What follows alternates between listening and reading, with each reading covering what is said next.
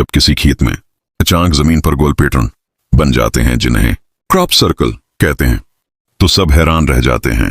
कोई कहता है ये किसानों ने बनाए, कोई कहता है मशीनों ने, और कुछ उसे किसी अनदेखी ताकत का अमल समझते हैं। लेकिन एक बात पर सब मुत्तफक होते हैं, ये खुद ब खुद नहीं बन सकते। ऐसी दुरुस्त पैमाइश, तरतीब और डिजाइन इत्तिफाक से नहीं बनता। हर नक्श किसी जहन और इरादे की निशानी है।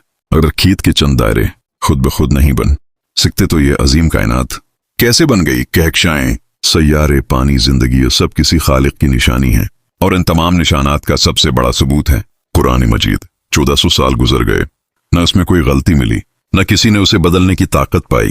ये किताब आज भी इल्म, अक्ल और सच्चाई के हर मयार पर पूरी उतरती है। ये हमें बताती है कि हर निशान अपने खालिक की तरफ इशारा करता है।